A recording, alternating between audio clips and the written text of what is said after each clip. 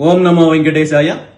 ఇప్పటికైనా ప్రభుత్వానికి కనువిప్పు కలిగి తిరుమల కొండల పాదాల చెంత ఉన్న అలిపిరి వద్ద ఉన్న స్థలాన్ని ప్రైవేట్ హోటల్స్ కేటాయిస్తూ జారీ చేసిన జీవో నంబర్ 24ను రద్దు చేస్తూ ప్రకటన చేసిన ముఖ్యమంత్రి చంద్రబాబు నాయుడు గారికి మనస్ఫూర్తిగా ధన్యవాదాలు తెలియజేస్తూ, ఈ భూ కేటాయింపుల రద్దు కోసము నాతో పాటు పోరాటం చేసిన స్వామివారి భక్తులకు, స్వామీజులకు మనస్ఫూర్తిగా ధన్యవాదాలు తెలియజేస్తూ, కేవలము భూ కేటాయింపుల రద్దుతో సరిపెట్టుకోకుండా ఈ స్థలాన్ని వెంటనే టీటీడీకి అప్పచెప్పి ఆ స్థలంలో స్వామివారి భక్తులకు కావాల్సిన సౌకర్యాల కోసము, అదేవిధంగా వసతి సౌకర్యాల కోసం వినియోగించాలని చెప్పి టీటీడీ యాజమాన్యాన్ని, ప్రభుత్వాన్ని కోరుకుంటున్నాను.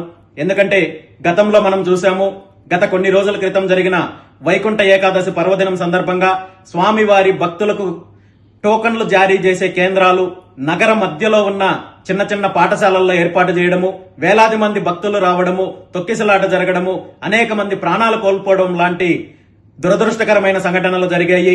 ఇదే నిర్ణయము 6 నెలల క్రితం తీసుకోండి, అలాంటి కార్యక్రమాలు ఇలాంటి స్థలంలో చేపట్టినట్టయితే అలాంటి దురదృష్టకరమైన సంఘటనలు జరిగి ఉండేవి కావు.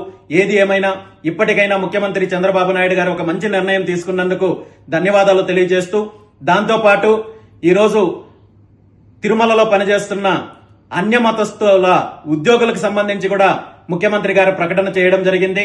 ఇలాంటి ప్రకటనలు గతంలో కూడా టీటీడీ యాజమాన్యము, టీటీడీ చైర్మన్ చేశారు, ప్రభుత్వం చేసింది, కానీ చర్యలు తీసుకోలేకపోయారు. ఇప్పటికైనా ప్రకటనలకు పరిమితం కాకుండా వెంటనే చర్యలు చేపట్టాలని కోరుకుంటున్నాను.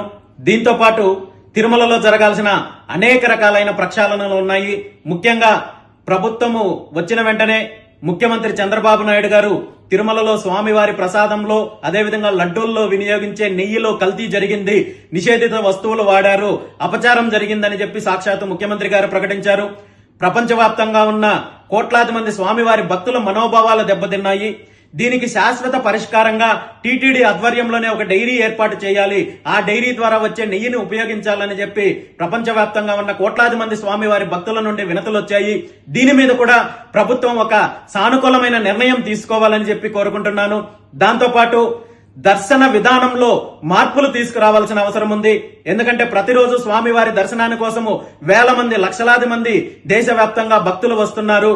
కానీ తిరుమలలో దర్శనం అంటే కేవలం రికమెండేషన్ ఉన్న వాళ్ళకు మాత్రమే జరుగుతుంది, సామాన్య భక్తులకు ఇబ్బందులు ఉంటుందని చెప్పి అనేక రకాలుగా ఇబ్బందులు పడే కార్యక్రమం జరుగుతోంది. కాబట్టి సామాన్యుల దగ్గర నుండి విఐపీల వరకు ప్రతి ఒక్కరికి కూడా ఒకే రకమైన దర్శన విధానాన్ని ఏర్పాటు చేసే దిశగా కూడా టీటీడీ యాజమాన్యం, ప్రభుత్వం నిర్ణయం తీసుకోవాల్సిన అవసరం ఉంది.